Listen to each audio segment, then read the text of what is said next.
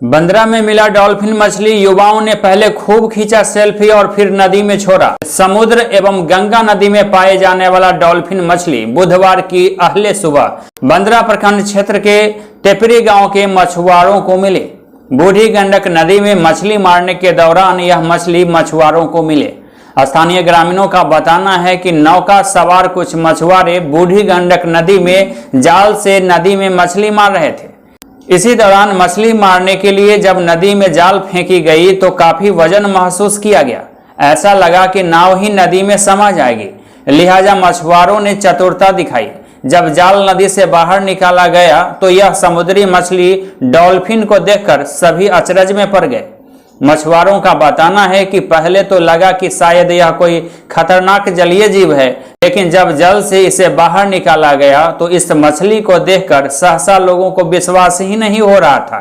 जानकारों का बताना है कि दरअसल यह मछली अक्सर समुद्र एवं गंगा नदी में पाया जाता है, बाकी किसी नदी में मछली मिलने की संभावना नहीं रहती है। बंदरा प्रखंड क्षेत्र के लोगों को तो इस मछली के मिलने की उम्मीद भी नहीं थी। डॉल्फिन मिलने की बात पर मछुआरों एवं स्थानीय ग्रामीणों में खुशी की लहर दौड़ गई। खासकर युवाओं में गजब का उत्साह था। डॉल्फिन मछली के साथ सेल्फी फोटो लेने की होड़ मच गई।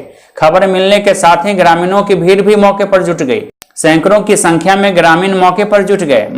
टेपरी पंचायत के महेशपुर में बूढ़ी गंडक नदी में स्थानीय कुछ मछुआरे मछली मार रहे थे और इस स्थिति में यह मछली जाल में फंस गई थी। लिहाजा यह देखने के लिए लोगों की भीड़ जुटी। करीब 50 किलोग्राम की यह मछली बताई जा रही है। जानकारों का बताना है कि भागलपुर के कहलगांव एरिया में डॉल्फिन पाई जाती है। यह गंगा में ही है। इस डॉल्फिन की वजह से भागलपुर में विक्रमशिला डॉल्फिन गंगा अभयारण्य स्थापित किया गया।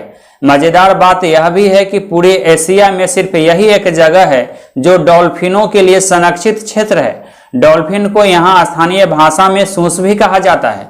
बहरहाल बंदरा में डॉल्फिन के मिलने के बाद से युवाओं में खासकर उत्साह दिखा। स्थानीय लोगों में भी उत्सुकता बढ़ गई थी।